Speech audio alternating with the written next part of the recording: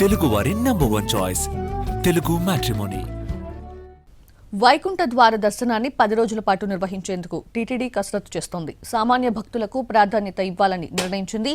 182 గంటల దర్శన సమయంలో 164 గంటల సమయాన్ని సర్వదర్శనం భక్తులకు కేటాయించేలా టీటీడీ ఏర్పాట్లు చేస్తోంది.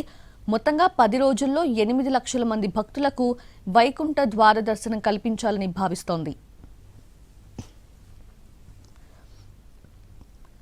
ఈ ఏడాది డిసెంబర్ 30 నుంచి జనవరి 8 వరకు వైకుంఠ ద్వార దర్శనాన్ని కల్పించనుంది టీటీడీ.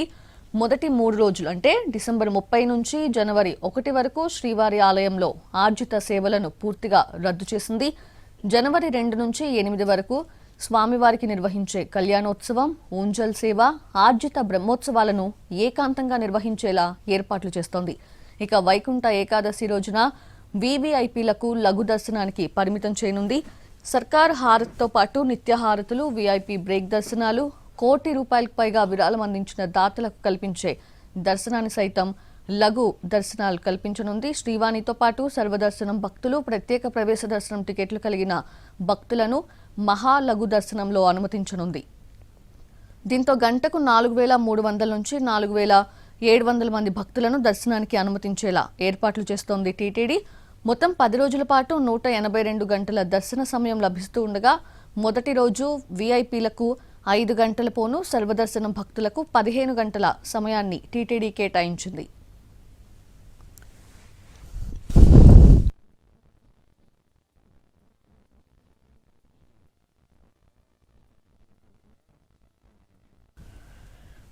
ఇక రెండో రోజు, మూడో రోజు 2 గంటలు మాత్రమే వీఐపీలను పరిమితం చేయనుంది. సర్వదర్శనం భక్తులను రెండో రోజు 17 గంటల పాటు, మూడో రోజు 15 గంటల 15 నిమిషాల పాటు దర్శనానికి అనుమతించనుంది.